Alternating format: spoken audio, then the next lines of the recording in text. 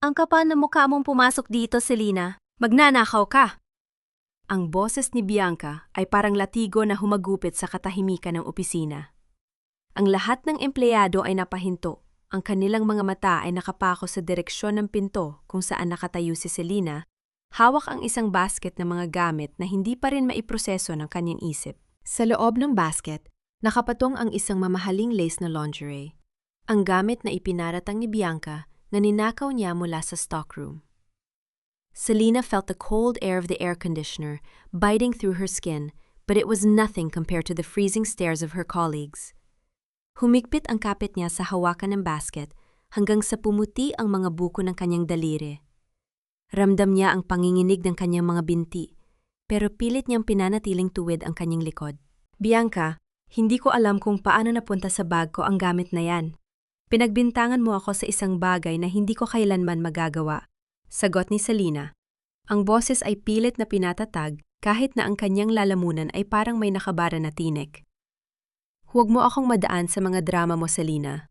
Nakita ng lahat. Nasa loob ng bag mo. You were always jealous of your status here, kaya ngayong nahuli ka, magmamaang-maangan ka pa? Paglingon ni Selena, nakita niya si Dante na nakatayo sa dulo ng pasilyo. Ang lalaking pinagsisilbihan niya ng tapat, ang lalaking pinagkakatiwalaan niya ng lahat ng report sa inventory, ay nakatingin sa kanya ng may halong pagkadiri at pagkadismaya. Selena, iwanan mo na ang card mo sa mesa at umalis ka na. Ayoko nang makita ang pagmumukha mo sa gusaling ito. Malamig na wika ni Dante. Ang bawat salita ay parang kutsilyong bumaon sa puso ni Selena. Bumagsak ang paningin ni Selena sa sahig. Doon, sa ilalim ng desk ni Bianca, nakita niya ang susi ng stockroom na dapat sana ay nasa kanya. Isang matinding pait ang gumuhit sa kanyang dibdib. Ang lahat ng sakripisyo, ang lahat ng oras na inilaan niya para sa kumpanyang ito, ay binuwag ng isang kasinungalingan. Dahan-dahan niyang inilapag ang kanyang ID sa mesa. Walang ingay, walang luha, dahil ang sakit ay masyadong malalim para ilabas sa isang simpleng pag-iyak. Habang naglalakad siya palabas, narinig niya ang mahinang pagtawa ni Bianca sa kanyang likuran. Paglabas niya ng gusali, sinalubong siya ng tirik na araw. Ang kanyang isipan ay pabalik-balik sa mukha ng kanyang ina na naghihintay ng pambayad sa upa, at ang kanyang kapatid na kailangan ng gamot. Paano niya sasabihin sa kanila na sa isang iglap wala na ang lahat?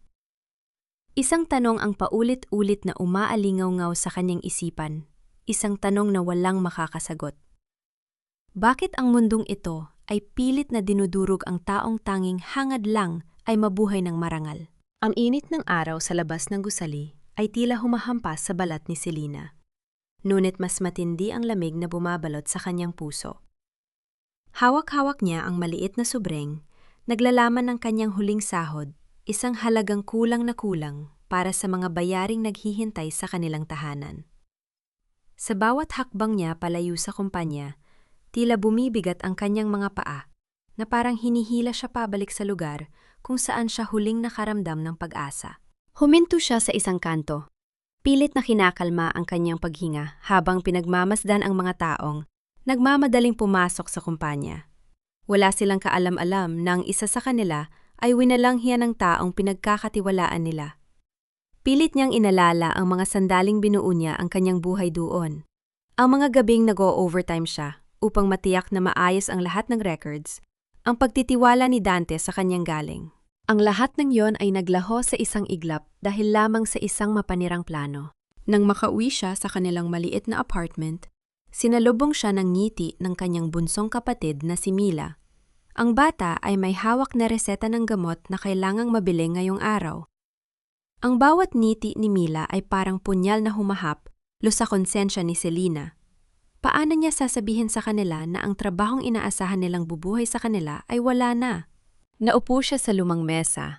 Ang kahoy nito ay marahas na nanginginig sa tuwing hinahawakan niya. Sa kanyang isipan, paulit-ulit na bumabalik ang imahe ng susi ng stockroom na nakita niya sa ilalim ng desk ni Bianca. Yun ang susi na nawala sa kanya noong nakaraang linggo. Yun ang pruweba na hindi siya ang nag-iisa sa loob ng stockroom na may isang taong sadyang gumamit ng kanyang pangalan upang pumasok doon. Hindi siya maaaring sumuko. Hindi ngayon. Hindi habang ang pamilya niya ay nakadepende sa kanyang lakas. Tumingin siya sa salamin at nakita ang isang babaeng mugto ang mga mata, ngunit ang tingin ay unti-unting nagbabago. Ang pagkabigla ay napalitan ng isang matinding determinasyon na hindi pa niya kailanman naramdaman. Habang hinihimas niya ang laylayan ng kanyang lumang damit, isang ideya ang unti-unting nabubuo sa kanyang isipan.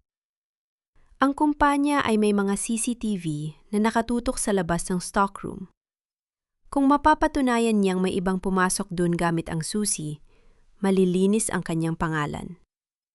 Ngunit, paano niya makukuha ang access sa footage kung siya ay ipinagbawal na makapasok sa gusali? Isang pagkatok sa pinto ang bumasag sa kanyang malalim na pag-iisip. Si Mang Tino, ang kanilang may-ari ng bahay, ay nakatayo doon. Ang mukha ay seryoso at walang emosyon. Ang buwanan nilang upa ay lampas na ng ilang araw. Sa pagkakataong ito, pakiramdam ni Selena ay ipinapako siya sa krus ng mga pangyayari. Mayroon pa bang matitirang pinto para sa kanya? O sadyang sarado na ang lahat ng daan patungo sa katarungan? Ang gabi ay balot ng katahimikan. Tanging ang mahinang huni ng mga kuliglig sa labas ang naririnig. Sa loob ng kanilang maliit na silid, nakaupo si Selena sa sahig habang nakalatag sa harap niya ang lahat ng mga dokumentong nagawa niya sa loob ng isang buwan. Pilit niyang hinahanap ang anumang pagkakamali, anumang detalye na maaaring maging susi sa kanyang pagpapawalang sala. Ang kanyang mga mata ay pagod na, ngunit hindi siya maaaring matulog. Ang bawat pahina ng logbook ay kanyang binabasa. Bawat pangalan ng supplier ay kanyang sinusuri. Biglang napahinto ang kanyang daliri sa isang pangalan na hindi pamilyar, isang kumpanya ng logistic na Alpha Cargo. Hindi ito kasama sa listahan ng mga opisyal na partner ng kanilang kumpanya, ngunit nakatala ito na naghatid ng malaking bulto ng paninda nung araw na mawala ang susi ng stockroom. Isang matinding kaba ang gumapang sa kanyang dibdib. Kung ang Alpha Cargo ay hindi lehitimong partner, sino ang nagpapapasok sa kanila? At bakit nila kailangang gamitin ang kanyang susi para sa transaksyong iyon? Dahan-dahan niyang kinuha ang kanyang lumang telepono. Wala siyang kakilala sa loob na maaaring pagkatiwalaan. Maliban kay Mang Letty, ang matandang tagalinis na ilang beses na niyang natulungan noong mga panahon ng kagipitan nito. Nag-aalangan siya. Kung madadamay si Mang Letty, baka mawalan din ito ng trabaho. Ngunit wala na siyang ibang paraan. Gamit ang nanginginig ng mga kamay, lagdi pa siya ng mensahe. Ang bawat titik na kanyang inilalagay ay tila may bigat ng kanyang kinabukasan. Mang Letty, pasensya na po sa istorbo. Maaari po bang makahingi ng pabor? Kailangan ko lang pong malaman kung sino ang naka-duty nung araw na nawala ang susi ko. Hindi po ako ang kumuha noon at kailangan ko pong patunayan yon. Ilang minuto ang lumipas na tila naging ilang oras. Ang bawat pagtibok ng orasan sa dingding ay parang martilyong humahampas sa kanyang pandinig. Pagkatapos ng mahabang paghihintay, nag-vibrate ang kanyang telepon. No. Isang maikling mensahe mula kay Mang Letty. Selena, mag-ingat ka.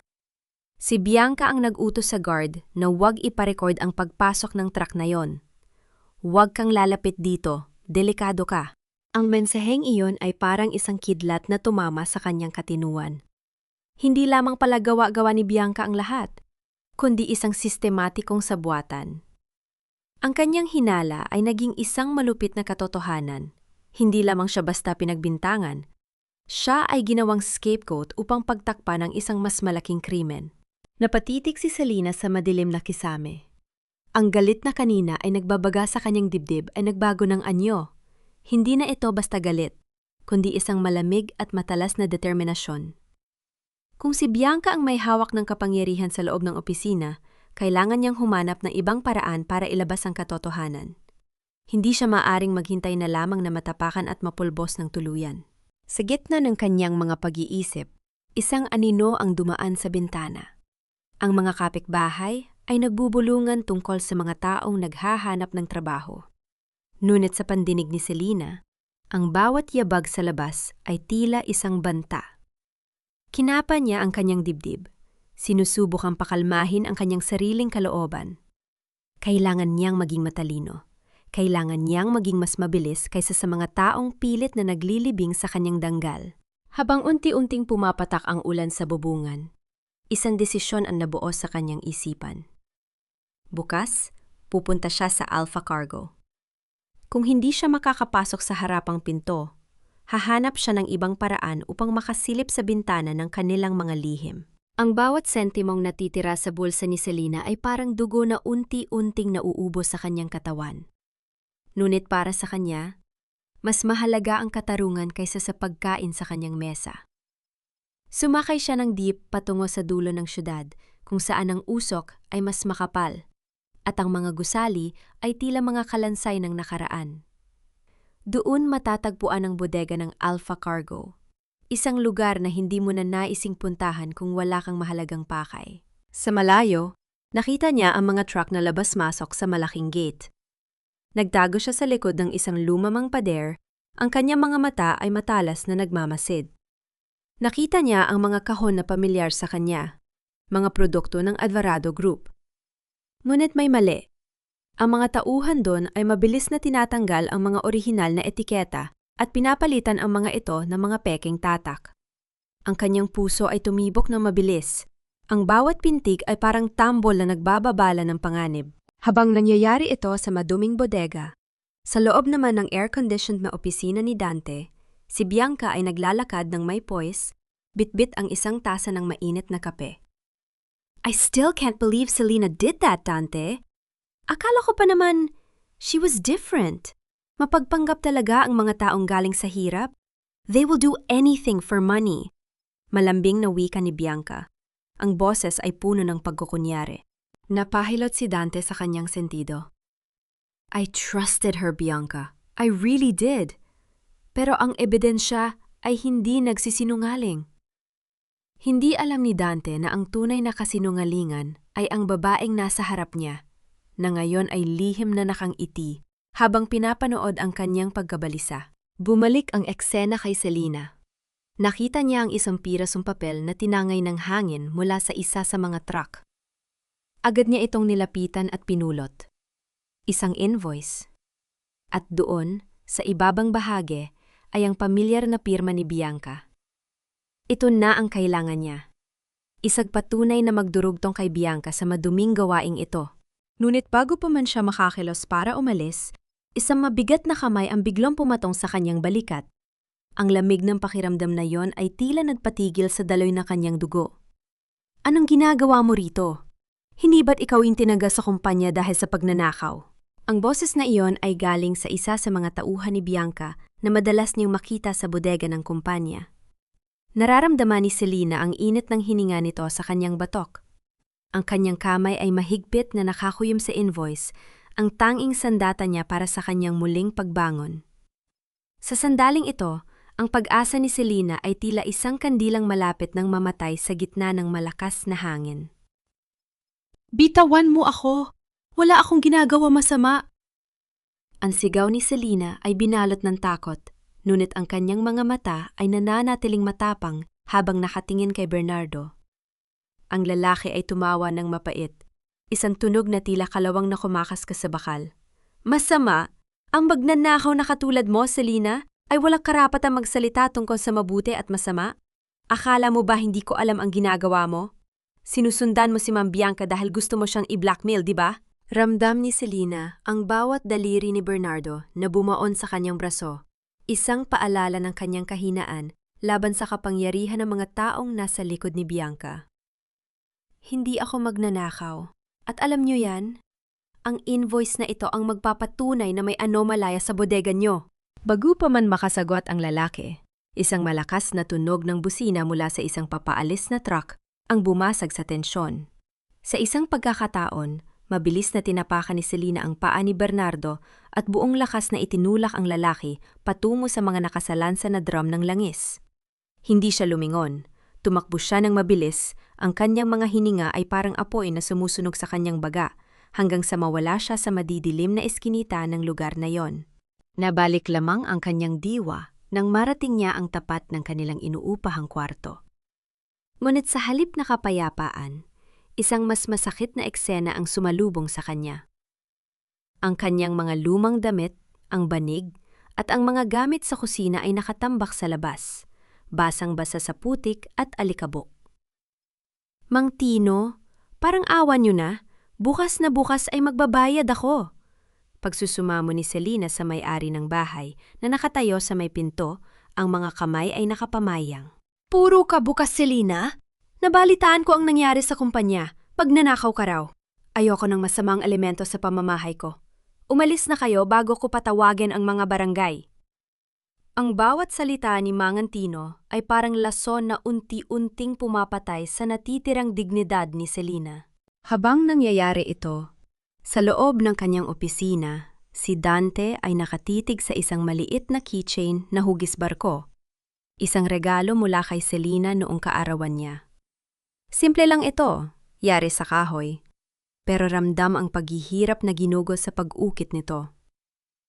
Can a thief have such a pure intention? Bulong niya sa sarili. Ang kanyang isipan ay naglalaban.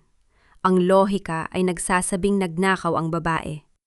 Pero ang kanyang puso ay nakakaramdam ng isang malaking pagkakamali. Bumalik ang dilim sa paligid ni Selina habang nakaupo siya sa tabi ng kanyang mga gamit. Ang ulan ay nagsimulang pumatak, tila nakikiramay sa kanyang paghihinagpis. Doon niya naramdaman ang tunay na bigat ng pag-iging mahirap.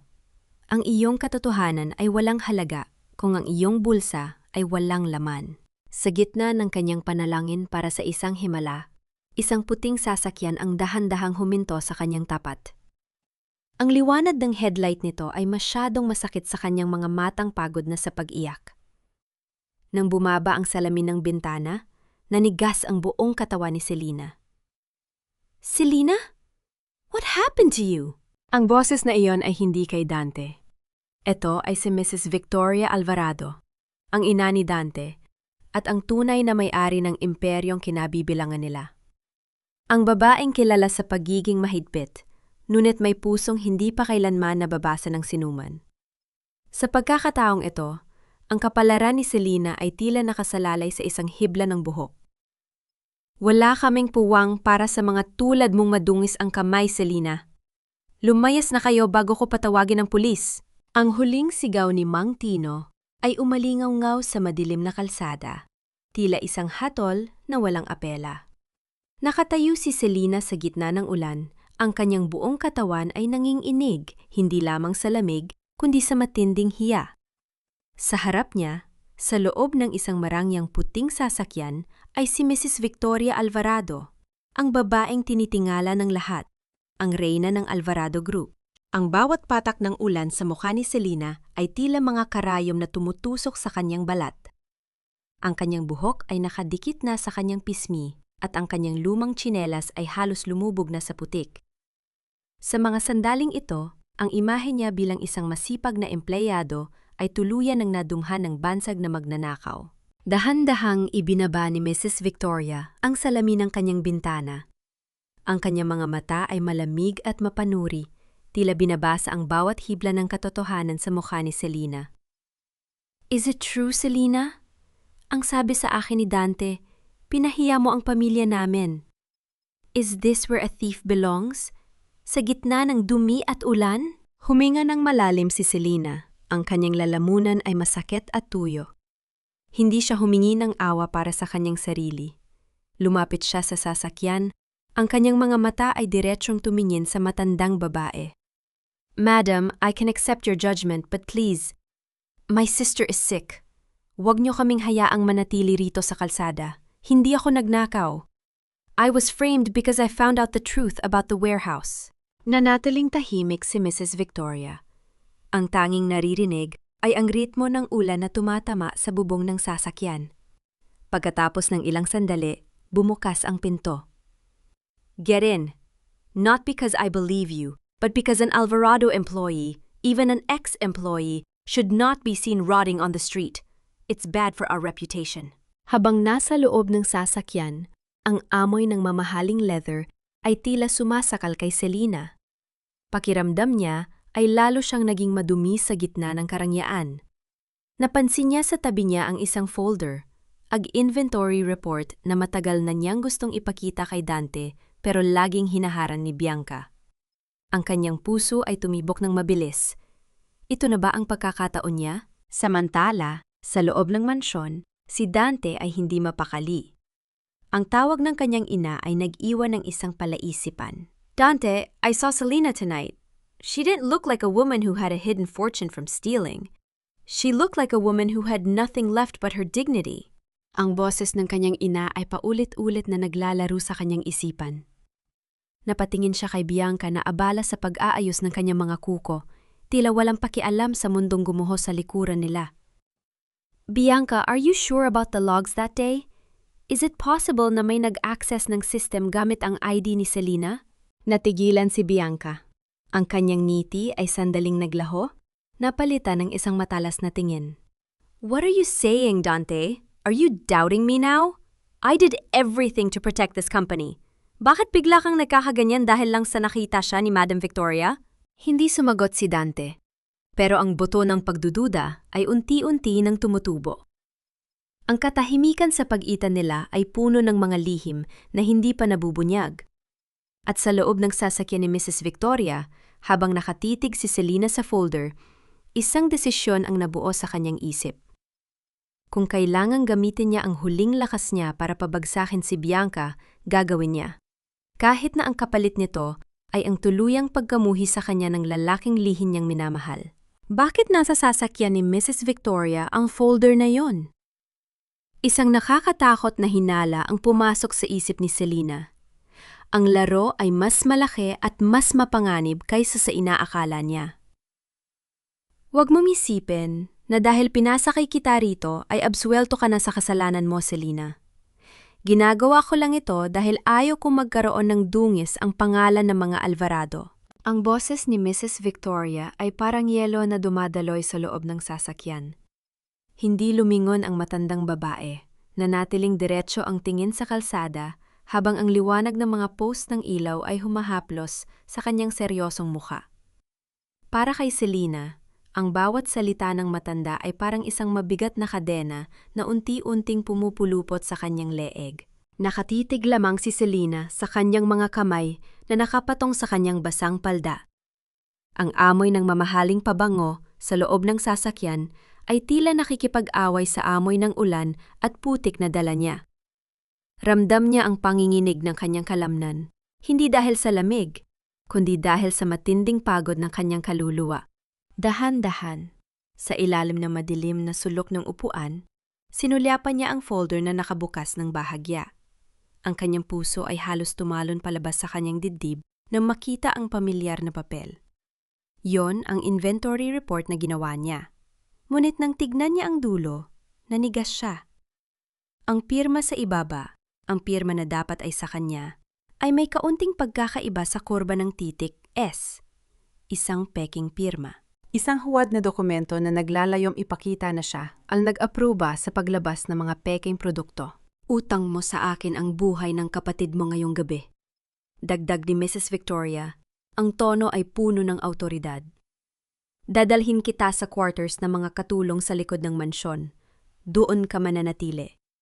Walang kakausap kay Dante. Walang lalabas ng walang pahintulot ko. Isipin mo na isa itong kulungan na may bubong. Opo, madam. Maraming salamat po. Mahinang sagot ni Selena. Ang kanyang boses ay tila isang bulong na lamang sa hangin.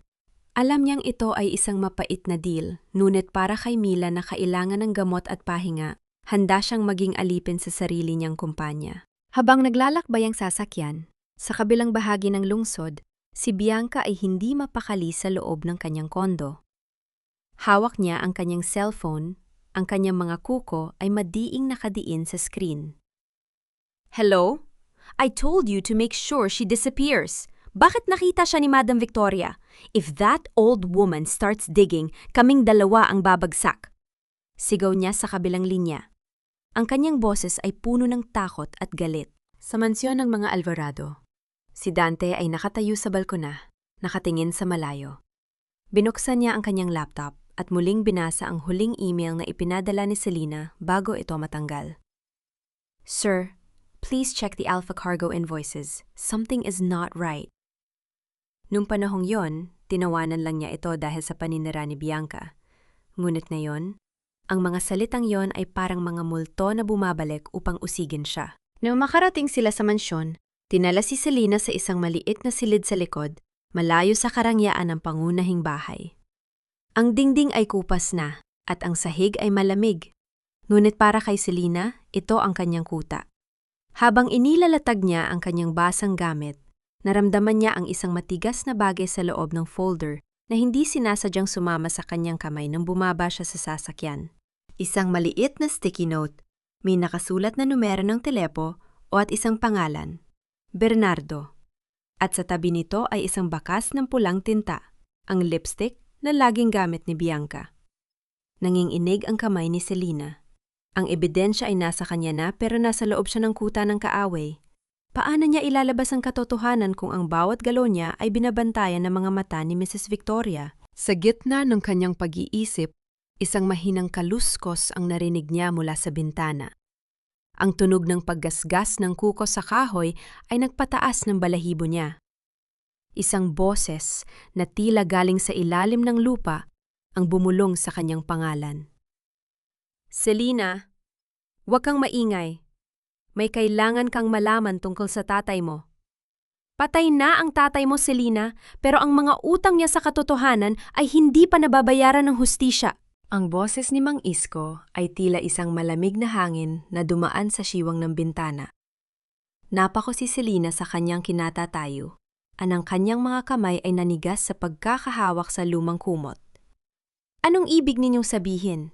Isang aksidente ang pumatay kay tatay sa bodega 10 taon na ang nakalilipas. Pabulong na sagot ni Selena, ang kanyang puso ay nagsisimulang tumibok ng marahas. Iyon ang pinalabas nila. Pero ang totoo, may nakita siya. Gaya ng nakikita mo ngayon. Mag-ingat ka, Selena. Ang mansyong ito ay itinayo sa ibabaw ng mga lihim na baon sa lupa. Bago pa man makapagtanong muli si Selena, ang anino ni Mang Isko ay naglaho na sa dilim. Iniwan siyang mag-isa kasama ang isang katotohanang mas mabigat pa sa ulan sa labas. Kinaumagahan, bago pa man sumikat ang araw, hawak na ni Selena ang isang timba ng tubig at basahan. Ang kanyang katawan ay masakit mula sa pagkakahiga sa manipis na banig. Pero mas masakit ang makita ang kanyang sarili na nagpupunas ng sahig sa bahay ng taong nagpabagsak sa kanya.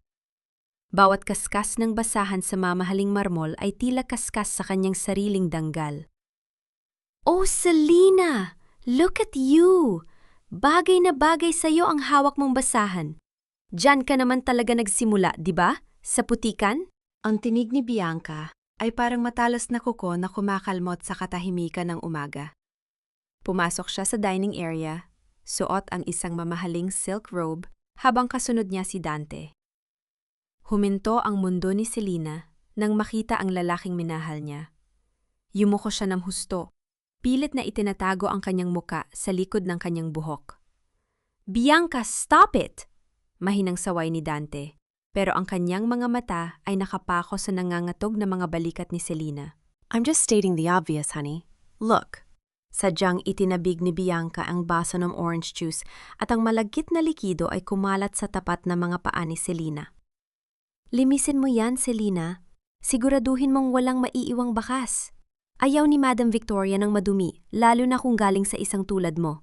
Dahan-dahang lumuhod si Selena. Ang bawat sentimetro ng kanyang pagbaba ay parang pagpapakumbaba ng kanyang buong pagkatao. Habang pinupunasan niya ang juice, naramdaman niya ang init ng titig ni Dante. Gusto niyang sumigaw. Gusto niyang sabihin ang lahat ng nakita niya sa bodega. Pero naalala niya ang banta ni Mrs. Victoria. Ang kaligtasan ni Mila ang nakataya. I'm sorry for being clumsy, Dante. Masyado lang akong stressed sa gulo na iniwan ng babaeng ito sa opisina. Alam mo ba, kailangan nating mag-double check ng lahat ng records dahil baka marami pa siyang ninakaw na hindi natin alam. Sabi ni Bianca habang hinahawakan ang kamay ni Dante. Isa itong klasikong gaslighting. Pilit na binabaliktad ang sitwasyon para magmukhang biktima ang kumpanya. Hindi nakatiis si Dante. Lumapit siya at akmang tutulungan si Selena na pulutin ang mga basag na piraso ng baso na kasamang nahulog. Ngunit mabilis na humarang si Bianca. Sadyang itinapak ni Bianca ang kanyang suot na stiletto sa mga daliri ni Selena na nasa sahig. Ouch! I'm sorry, hindi ko sinasadya. Ang liit mo kasi, Selena, hindi kita napansin sa baba. Pang-uuyam ni Bianca. Ang kanyang timbang ay sadyang ibinaba sa kamay ng dalaga. Napasinghap si Selena sa sakit. Ang kanyang mga kuko ay bumaon sa basang marmol. Sa sandaling iyon, ang galit at pait ay nag-umapaw sa kanyang dibdib. Tumingala siya. Ang kanyang mga mata ay punong-puno ng luha, nuit may apoy ng paghihigante. Tumayo si Dante ng bigla. Ang tunog ng kanyang upuan na kumaskas sa sahig ay tila isang babala. Enough! Ang sigaw niya na bumasag sa tensyon. Ang kanyang mukha ay namumula sa galit, hindi kay Selena, kundi sa kalupitang nasasaksihan niya. Bianca, get out! Now! Naniga si Bianca. Ang kanyang mapagkunwaring ngiti ay napalitan ng gulat. Samantala, si Selena ay nananatiling nasa sahig. Hawak ang kanyang namamagang kamay, habang ang anino ni Dante ay bumabalot sa kanya. Dante, pinipili mo ba ang isang magnanakaw kaysa sa akin? Pagkatapos ng lahat ng ginawa ko para sa kumpanyang ito, kakampihan mo ang babaeng sumira sa atin? Ang boses ni Bianca ay pumapaos sa galit at pilit na pag-iyak. Ang bawat salita niya ay tila mga bala na pilit na tumatama sa konsensya ni Dante. Ngunit sa pagkakataong ito, hindi lumingon ang lalaki. Ang kanyang paningin ay nananatiling nakapako sa mga daliri ni Selena na namumula at nanginginig sa ibabaw ng malamig na marmol. Dahan-dahang lumuhod si Dante sa tapat ni Selena. Ang kanyang mamahaling suit ay nadikita na ng dumi mula sa sahig, ngunit tila wala siyang pakialam. Hinawakan niya ang kamay ng dalaga, isughawak na puno ng pag-iingat na tila ba ang balat ni Selena ay gawa sa pinakamahal na kristal na pwedeng mabasag sa kaunting pagkakamali? Dante, let her go! Ang malamig na utos ni Mrs. Victoria mula sa itaas ng hagdanan. Ang tunog ng kanyang bastun na tumatama sa sahig ay tila isang hatol na nagpabalik sa lahat sa kanilang realidad. Huwag mong dungisan ang danggal mo para sa isang katulong na hindi marunong magpahalaga sa tiwala. Nararamdaman ni Selena ang init ng palad ni Dante. Isang pakiramdam na matagal na niyang ipinaggait sa kanyang sarili. Gusto niyang manatili doon. Gusto niyang sumandal sa balikat ng lalaking ito at sabihing pagod na siyang lumaban ng mag-isa. Ngunit ang boses ni Madam Victoria ay parang isang pader na biglang humarang sa gitna nila. Sir, pasensya na po. Ako na po ang bahala rito. Pabulong na sabi ni Selena habang pilit na binabawi ang kanyang kamay. Ang bawat milimetro ng paglayan ng kanilang mga balat ay tila isang sugat na muling bumubuka. Tumayo siya ng mabilis at yumukod bago patakbong lumikas patungo sa madilim na bahagi ng kusina. Sa loob ng kusina, ang tanging liwanag ay nanggagaling sa maliit na bintana. Doon ay naghihintay si Mang Isko. Walang salitang binigkas ang matanda. Sa halip ay kinuha niya ang kamay ni Selena at inilagay doon ang isang piraso ng kinalawang na bakal. Isang susi. Ito ang susi sa cabinet ng tatay mo sa lumang bodega, Selena. 10 taon ko itong itinago dahil alam kong darating ang araw na babalik ka. Bulong ni Mang Isko. Ang kanyang mga mata ay puno ng lungkot at babala. Hanapin mo ang itim na notebook. Doon nakasulat ang lahat ng pangalang sangkot sa nakaraan. At sa kasalukuyan. Nanginginig ang mga kamay ni Selena habang kinakapa ang susi. Ang bigat nito ay tila kasing bigat ng katotohanang matagal nang nakabaon sa limot. Hindi pa siya nakakabawi sa pagkagulat nang marinig niya ang tunog ng sasakyang humaharurot palayo. Si Bianca, na umalis na may dalang matinding poot sa puso. Habang ang gabi ay unti-unting lumalalim, si Bianca ay nakaupo sa loob ng kanyang kotse. Ang kanyang mukha ay nababalot ng anino. Kinuha niya ang kanyang telpono at mabilis na nagdial. Bernardo, gawin mo na ang plano, ngayong gabi. Siguraduhin mong hindi na siya magigising. Ayokong makita ang bangkay niya. Gusto ko lang siyang mawala ng tuluyan sa landas ko. Ang kanyang tawa ay mahina, ngunit puno ng lason.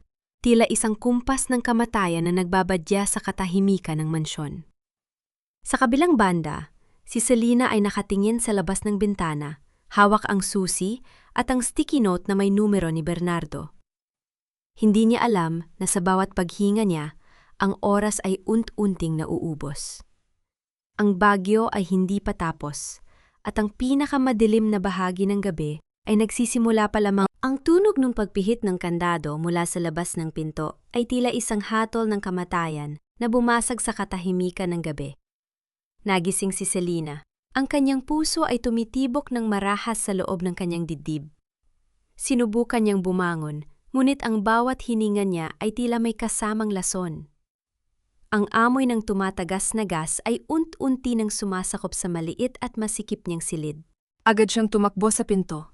Pilit na hinihila ang hawakan. Ngunit nanatili itong matigas. Walang ingay na lumalabas sa kanyang lalamunan dahil sa tindi ng usok na nanunuot sa kanyang baga. Sa gitna ng dilim, naramdaman niya ang malamig na bakal ng susi ng kanyang tatay na nakasabit sa kanyang leeg. Isang mapait na ngiti ang gumuhit sa kanyang labi. Pagkatapos ng lahat ng kanyang paglaban, dito ba talaga matatapos ang kanyang kwento? Bilang isang anino na kinalimutan ng mundo? Sa kabilang bahagi ng mansyon, si Dante ay nakatayo sa balkona, hindi dalawin ng antok. Ang kanyang paningin ay laging bumabalik sa maliit na silid sa likod kung saan natutulog si Selina. Napansin niya ang isang anino na mabilis na tumatakas mula sa direksyong iyon. Isang kutob ang nagpatayo sa kanyang mga balahibo. Nagmaamoy niya ang kakaibang singaw na dala ng hangin, hindi na siya nag-atubili. "Selina!" sigaw niya habang mabilis na bumababa sa hagdanan. Ang kanyang mga hakbang ay tila kulog na gumigising sa buong kabahayan. Pagdating niya sa pinto ng silid ni Selina, hindi na niya hinanap ang susi. Ginamit niya ang buong bigat ng kanyang katawan upang gibain ang kahoy na pinto. Sa ikatlong pagbabalibag, bumigay ang pinto at sumabog ang amoy ng gas sa kanyang muka. Nakita niya si Selina sa sahig, halos wala ng malay. Agad niya itong binuhat, ang katawan ng dalaga ay tila isang lantang bulaklak sa kanyang mga bisig. "Stay with me, Selina. Huwag kang pipikit, please." Ang pakiusap niya, ang boses ay naninginig sa takot na baka huli na ang lahat. "Dante! Anong kaguluhan ito?" Ang boses ni Mrs. Victoria ay umalingaw-ngaw mula sa pasilyo. Nakatayo ang matandang babae, suot ang kanyang mamahaling robe, ang muka ay walang bakas ng pag-aalala, kundi puro yamot. "Ibalik mo ang babaeng yan sa loob. You are making a scene! Ano na lang ang sasabihin ng mga kapitbahay?" Napahinto si Dante. Tumingin siya sa kanyang ina. Ang kanyang mga mata ay nag-aapoy sa galit na matagal na niyang kinikimkim. "Neighbor's opinion? Mom, muntik na siyang mamatay sa loob ng pamamahay mo. At alam nating dalawa na hindi ito aksidente." Ramdam ni Dante ang mahinang paggalaw ng kamay ni Selina. Inabot nito ang kanyang baro at ipinilit na ilagay ang isang kinalawang na susi sa kanyang palad. "Sir, ang tatay ko..." Bulong ng dalaga bago tuluyang mawala ng malay. "Kung mamamatay siya rito, ma, mamamatay din ang respeto ko sa inyo at sa kumpanyang ito," mariing sabi ni Dante habang mas hinigpitan ang yakap kay Selina. "Dadalhin ko siya sa ospital at walang sinuman ang makakapigil sa akin, kahit kayo." Nilagpasan ni Dante ang kanyang ina, iniwan ang matandang babae na nakatayo sa gitna ng kadiliman ng mansyon. Sa labas, ang tunog ng papalapit na sasakyan ay tila isang himig ng pag-asa. Ngunit sa likod ng mga puno, isang pares na mga mata ang nanonood. Si Bernardo, na hawak ang kanyang radyo, ay nagbabalita kay Bianca na nabigo ang kanilang plano. Ang digmaan ay hindi na lamang tungkol sa pera. Ito ay naging tungkol na sa buhay at kamatayan. "Dante, bakit ka pa ba nandito? She's just a maid." Para kang batang nagbabantay sa isang basag na laruan. Ang boses ni Bianca ay tumatama sa mga puting pader ng ospital. Tila isang lason na pilit na humahalo sa malinis na hangin. Nakatayo siya doon. Suot ang kanyang mamahaling bestido at ang bango ng kanyang pabango ay tila sumasakal sa paligid. Hindi lumingon si Dante. Ang kanyang mga mata ay nananatiling nakatitig sa pinto ng ICU kung saan naroon si Selina. Ang bawat mahinang tunog ng mga kagamitang medical mula sa loob ay tila isang paalala ng kanyang pagkukulang. "Isang tao ang muntik nang mamatay sa bahay natin, Bianca. At ang tanging iniisip mo ay ang kahihiyan?" "I'm just being practical, Dante. Isang aksidente lang ang nangyari. Masyado lang sigurong luma ang gas stove sa quarters nila.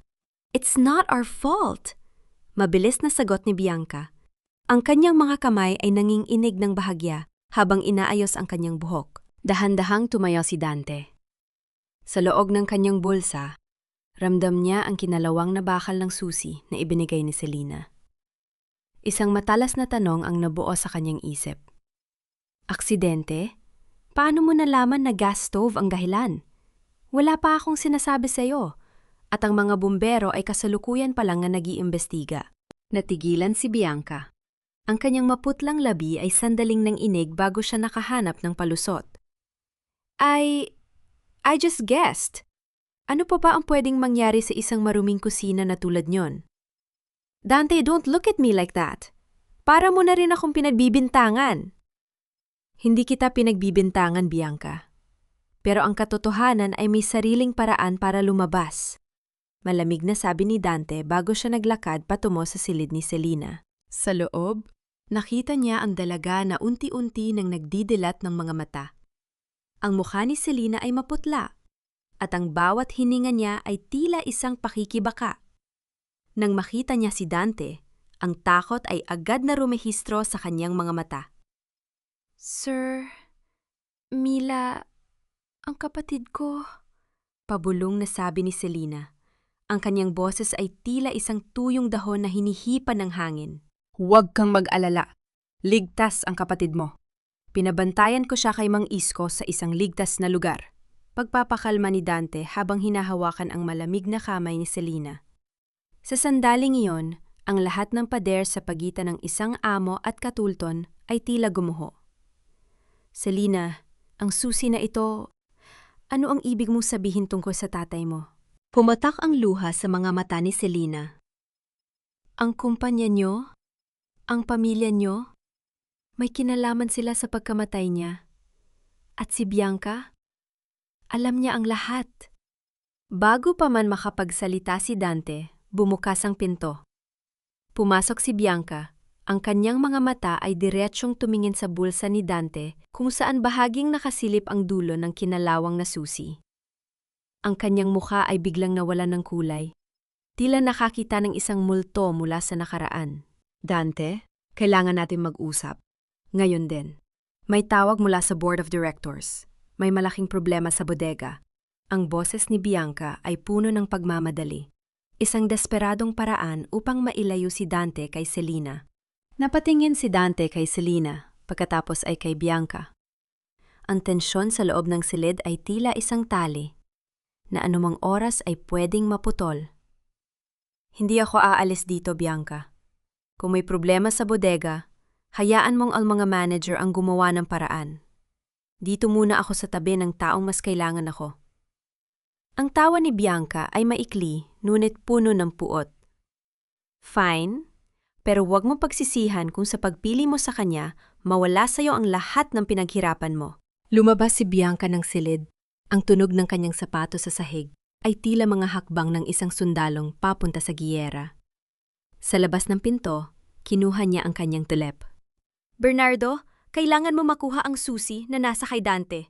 Patayin mo ang sinumang hahadlang, wala na tayong oras. Huwag mong hayaang lamunin ka ng konsensya mo, Dante. Sa huli, negosyo pa rin ang mahalaga. Ang tinig ni Mrs. Victoria ay walang bahid ng pag-aalinlangan habang dahan-dahan niyang tinatanggal ang kanyang mga alahas sa harap ng salamin. Ang bawat makinang na brilyante na inilalapag niya sa mesa ay tila simbolo ng bawat sakripisyong ginawa ng pamilya Alvarado para mapanatili ang kanilang kapangyarihan. Nakatayo si Dante sa pintuan ng silid ng kanyang ina. Ang kanyang mga kamao ay nakakuyom. Ang amoy ng ospital ay tila nakadikit pa rin sa kanyang balat, isang paalala ng maputlang mukha ni Selena. Negosyo? Ma'am, buhay ng tao ang pinag-uusapan natin. Buhay ng tatay ni Selena 10 taon na ang nakalilipas at buhay ni Selena ngayon. Is it all just figures in a ledger for you? Hindi sumagot si Mrs. Victoria. Ang kanyang katahimikan ay tila isang kumpirmasyon na nagpabigat sa dibdib ni Dante. Hindi na naghintay ng sagot ang lalaki. Tumalikod siya at mabilis na naglakad patungo sa kanyang sasakyan. Sa kanyang bulsa, ang kinalawang na susi ay tila nagbabaga naguutos sa kanya na hanapin ang katotohanan matagal nang itinago.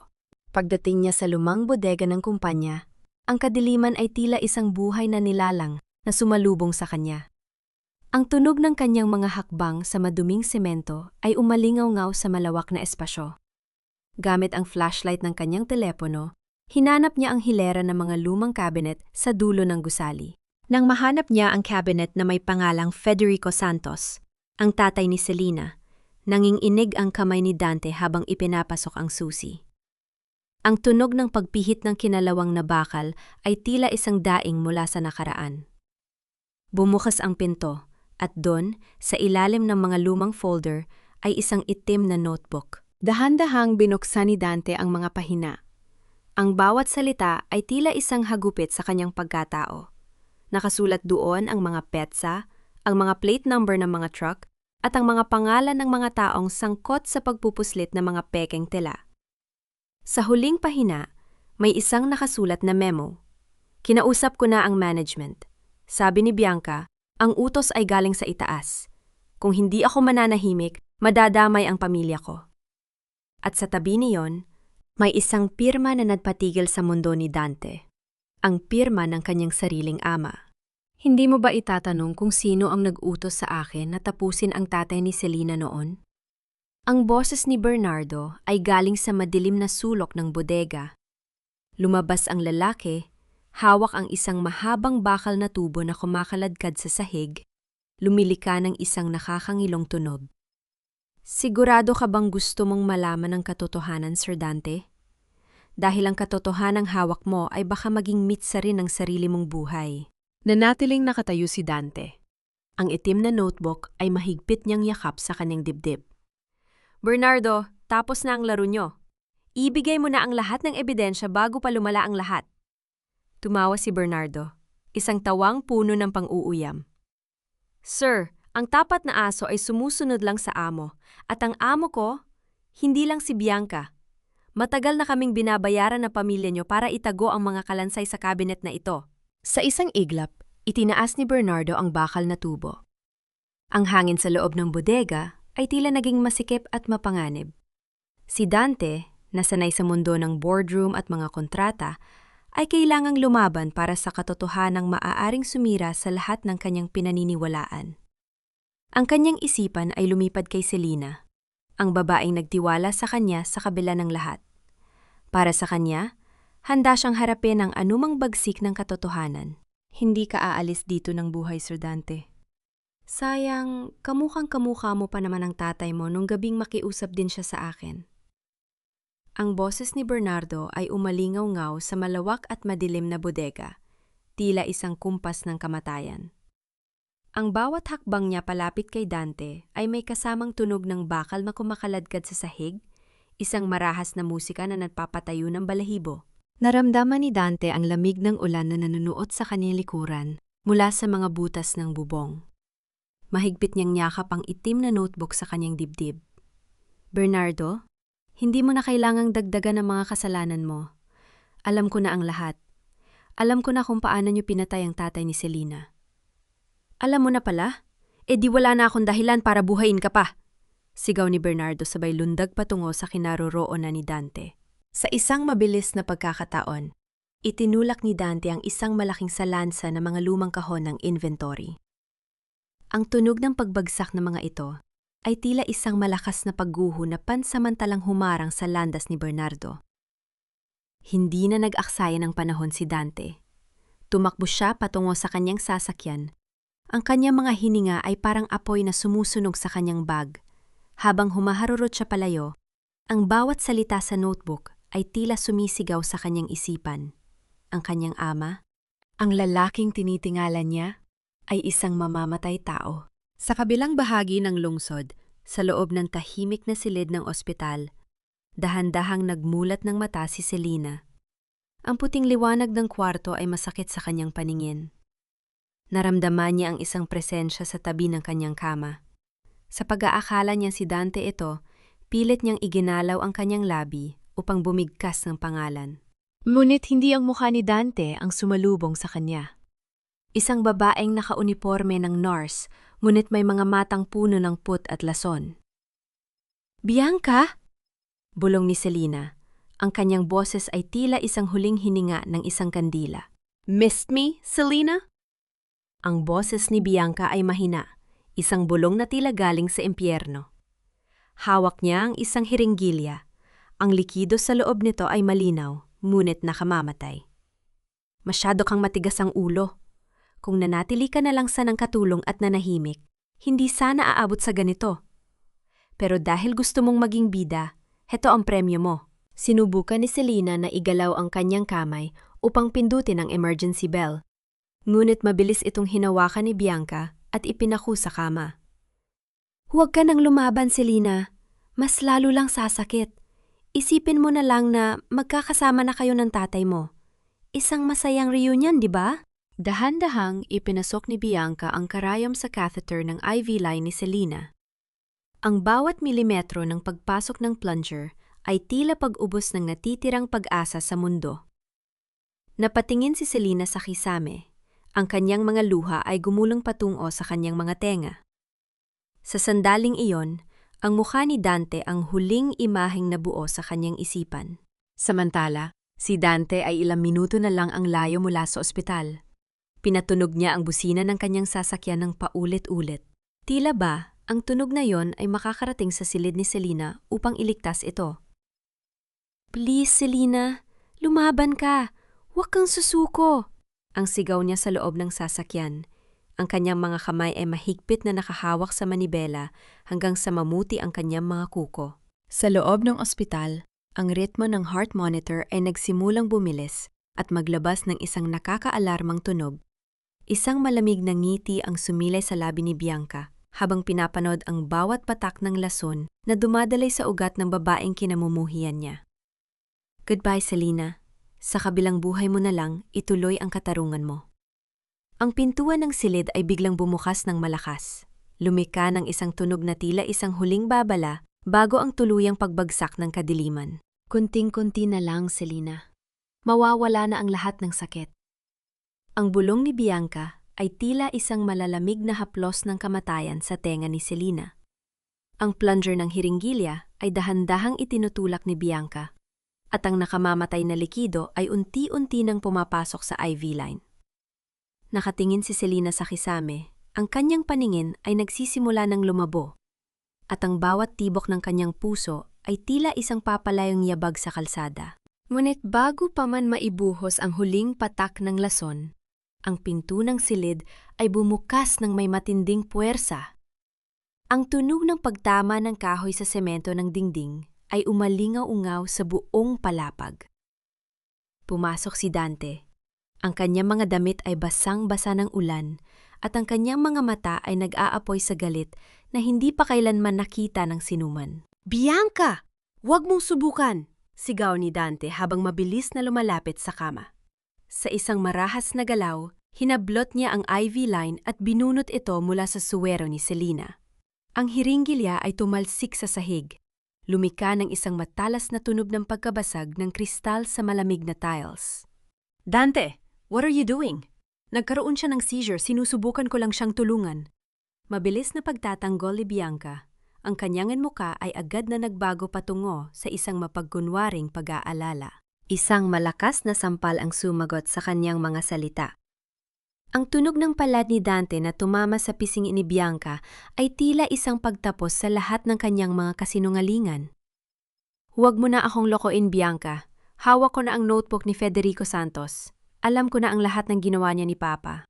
Alam ko na kung paano niyo pinatay ang tatay ni Selina. Napatitig si Bianca kay Dante. Ang kanyang hawak na maskara ng kabait ay tuluyan ng gumuho. Ang kanyang mga mata ay nanliit sa pot. So, nahanap mo na pala. Akala mo babayani ka na ngayon, Dante? Ang dugong nananalaytay sa mga ugat mo ay dugo ng isang mamamatay tao. Pumasok ang mga security guard at mga nurse sa silid dahil sa ingay. Agad nilang hinawakan si Bianca na nagpupumiglas pa rin. Sa gitna ng kaguluhan, dahan-dahang lumapit si Dante kay Selina. Ang dalaga ay pilit na idinidilat ang kanyang mga mata. Ang kanyang hininga ay mababaw, ngunit naroon pa rin. Selina, I'm so sorry. I'm so sorry, bulong ni Dante habang lumuluhod sa tabi ng kanyang kama. Hinawakan niya ang kamay ni Selena at idiniit ito sa kanyang no. Ang kanyang mga luha ay pumatak sa puting kumot. Bawat patak ay tila isang pagsisisi sa mawalang hanggang pagkakasala ng kanyang pamilya. Naramdaman ni Dante ang mahinang pagpisil ng mga daliri ni Selena. Kahit sa gitna ng kanyang panghihina, ang mga mata ng dalaga ay hindi nagpapakita ng put sa kanya, kundi isang malalim na lungkot para sa katotohanang kapwa sila biktima ng ambisyon at kasamaan ng iba. Bitawan niyo ako! Dante, isasama ko kayo sa pagbagsak ko! Ang huling sigaw ni Bianca habang hinihila siya palabas ng mga security. Hindi lang ako ang may kasalanan. Ang nanay mo. Tanungin mo si Victoria kung sino ang nag-utos na sunugin ang mga ebidensya 10 taon na ang nakalilipas. Naiwan ang katahimikan sa loob ng silid, maliban sa tunog ng ulan na humahampas sa bintana at ang mahinang paghikbi ni Dante. Ang katotohanan ay lumabas na, ngunit ang sugat na iniwan nito ay tila isang banging napakalalim.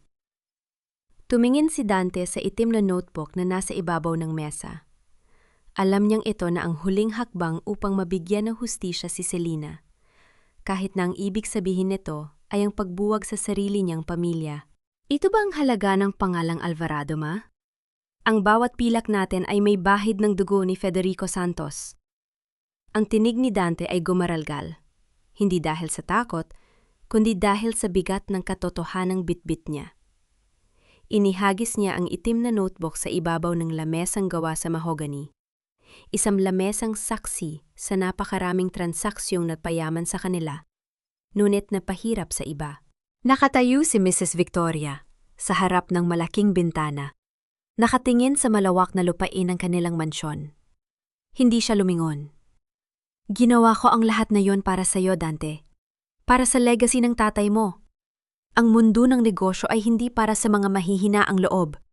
Federico was a liability. He was going to destroy everything we built. Legacy? Ang tawag dito ay krimen, ma. Sigaw ni Dante. Ang kanyang mga mata ay nanunuyo sa pait. Pinanood niyo siyang mamatay. Pinanood niyo maghirap si Selena. At hanggang ngayon, wala kayong pagsisisi? Dahan-dahang humarap si Mrs. Victoria. Ang kanyang mukha ay parang isang maskara ng bato. Utang mo sa akin ang buhay mo, Dante. Ang bawat marangyang bagay na tinatamasa mo ay galing sa mga desisyong ginawa ko. Huwag kang magmalinis. Sa gitna ng kanilang pagtatalo, bumukas ang malaking pinto ng mansyon. Pumasok si Selena, suot ang isang simpleng puting damit. Bagamat maputla pa rin mula sa ospital, ang kanyang bawat hakbang ay may dalang awtoridad na tila mas malakas pa kaysa sa anumang posisyon sa kumpanya. Kasunod niya ang mga opisyal ng pulisya na may hawak na warrant of arrest. Hindi ko kailangan ng pera niyo, Madam Victoria. Ang boses ni Selena ay kalmado, ngunit bawat salita ay tumatama sa puso. Ang tanging gusto ko ay ang aminin niyo sa harap ng mundo na ang tatay ko ay isang tapat na tao, na siya ay biktima ng inyong kasakiman. Nanliit ang mga mata ni Mrs. Victoria nang makita ang mga pulis. Napatingin siya kay Dante, tila hindi makapaniwala. You call them? Ipinahuli mo ang sarili mong ina para sa babaeng ito? Hindi ko kayo ipinahuli para kay Selena, ma. Ipinahuli ko kayo para sa katotohanan. Tugon ni Dante habang lumalapit sa tabi ni Selena. Dahil kung hindi ko gagawin ito, habang buhay kaming magiging bilanggo ng inyong mga kasalanan. Ang tunog ng bakal na posas na kumalansing sa paligid ng mga braso ni Mrs. Victoria ay tila isang huling hantungan ng isang dekadang kasinungalingan. Walang luha, walang sigaw. Ang matandang babae ay naglakad palabas nang may mataas pa ring no, ngunit ang kanyang anino ay tila unti-unti nang lalamunin ng dilim ng gabi. Nang maiwan silang dalawa sa gitna ng malawak na sala, ang katahimikan ay tila isang kumot na bumalot sa kanila. Hinubad ni Dante ang gintong singsing na simbolo ng pagiging pinuno ng Alvarado Group at inilapag ito sa mesa. Wala na ang kumpanya, Selena. Isusuko ko ang lahat ng asset para mabayaran ang lahat ng biktima ng peking goods at para sa pamilya mo, mahinang sabi ni Dante. Lumapit siya kay Selena. Ang kanyang mga mata ay puno ng pagsusumamo. Alam kong hindi mababayaran ng kahit anong halaga ang buhay ng tatay mo. I am so sorry. Yumuko si Selena. Ang kanyang mga luha ay pumatak sa kanyang mga kamay. Naramdaman niya ang init ng palad ni Dante na humawak sa kanya. Hindi ito ang hawak ng isang amo, kundi ang hawak ng isang taong nahanap din ang kanyang sariling kalayaan sa gitna ng pagkasira. Dante, ang katarungan ay sapat na, bulong Miss Selena. Nang maglakad sila, palabas ng mansyon, ang sikat ng araw ay nagsisimula ng gumuhit sa kalangitan. Ngunit bago sila tuluyang umalis, tumigil si Dante. Tumingin siya kay Selena, ang kanyang puso ay nanginginig sa kaba. Pagkatapos ng lahat ng ito, Selena, may puwang pa ba sa puso mo para sa anak ng taong sumira sa buhay mo? O ang katotohanan ba ang magiging mitsa ng ating paghihiwalay? Ang tanong na iyon ay tila naiwan sa hangin, kasabay ng paghampas ng hangin sa mga dahon ng puno sa paligid ng mansyong naiwala ng buhay. Isang taon ang mabilis na lumipas, tila isang agos ng ilog na dahan-dahang humuhugas sa mga sugat ng nakaraan. Ang sikat ng umaga ay malambot na tumatama sa mga luntiang dahon ng sementeryo, kung saan ang karakterhimikan ay hindi na nakakatakot, kundi puno na ng kapayapaan. Nakatayo si Selena sa harap ng puntod ng kanyang ama. Wala na ang kaba sa kanyang dibdib. Wala na ang pait na dating tila lason sa kanyang bawat hininga. Inilapag niya ang isang pumpon ng puting bulaklak sa ibabaw ng marmol na may nakaukit na pangalan, Federico Santos. Sa tabi niya, si Mila ay masigla na at masayang nagdidilig ng mga halaman sa paligid. Tay, maayos na ang lahat. Malinis na ang pangalan mo, bulong ni Selena. Ang bawat salita niya ay tila isang panalangin sa wakas ay nakarating na sa langit. Wala na kaming kailangan ikaiya. Ang danggal na kinuha nila sa'yo, nabawi na namin. Ang kumpanyang Alvarado ay wala na sa rurok ng kapangyarihan. Pagkatapos ng malaking iskandalo, isinuko ni Dante ang lahat ng kanyang yaman upang mabayaran ang mga taong naloko na kanyang pamilya. Si Mrs. Victoria at Bianca ay nananatili sa loob ng rehas, binabayaran ang bawat sentimo ng kanilang kasakiman sa pamamagitan ng pagkawala ng kanilang kalayaan. Narinig ni Selena ang mahinang tunog ng pagsara ng pinto ng sasakyan mula sa malayo. Hindi na niya kailangang lumingon upang malaman kung sino ang dumating. Ang amoy ng hangin ay tila nagbago, naging mas pamilyar at mas mainit. Lumapit si Dante, suot ang isang simpleng t-shirt at maong. Wala na ang mamahaling suit, wala na ang aura ng isang makapangyarihang CEO. Ngunit sa mga mata ni Selena, mas mukhang tao si Dante ngayon. Mas totoo, mas payapa. Late ba ako? Tanong ni Dante. Ang kanyang boses ay may halong pag-aalinlangan. Ngunit may kasamang ngiti. Sakto lang ang dating mo, sagot ni Selena habang hinahayaan niyang hawakan ni Dante ang kanyang kamay. Ang hawak na ito ay hindi na puno ng bigat ng utang na loob o kasalanan, kundi ng pag-asang sabay nilang bubuuin. Nakausap ko ang abogado, simula ni Dante habang nakatingin din sa puntod ni Federico. Ang lupang kinuha nila sa inyo noon sa probinsya, na ibalik na sa pangalan mo, Selena. Maaari na kayong bumalik doon kung gusto nyo. Umiling ng bahagya si Selena at tumingin sa malayo, sa abot tanaw kung saan ang langit at lupa ay nagtatagpo. Salamat, Dante. Pero natutunan ko na ang tahanan ay wala sa laki ng lupa o sa ginto ng palasyo. Ang tahanan ay kung saan ka malayang makahinga nang walang itinatagong lihim. Humarap si Dante sa kanya. Ang kanyang mga mata ay puno ng katapatan. Alam kong hindi sapat ang isang buhay para humingi ng tawad sa ginawa ng pamilya ko. Pero Selena, hayaan mong gamitin ko ang natitirang panahon ko para patunayan na karapat-dapat ako sa pagpapatawad mo. Isang matamis na ngiti ang sumilay sa mga labi ni Selena. Ang pagpapatawad ay hindi isang mabilis na desisyon, kundi isang mahabang paglalakbay. At sa unang pagkakataon, handa na siyang lakbayin ito kasama ang lalaking tumalikod sa lahat para sa katarungan. Tara na, anyaya ni Selena. Magkahawak kamay silang naglakad palabas ng sementeryo habang ang araw ay unt-unting tumataas sa kalangitan.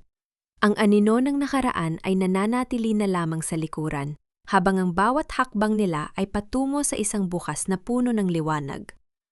Ang kwento ni Selena ay hindi lamang kwento ng paghihigante, kundi isang patotoo na ang katotohanan, gaano man ito ibaon, ay laging hahanap ng paraan upang sumibol at magbunga ng tunay na kaligayahan.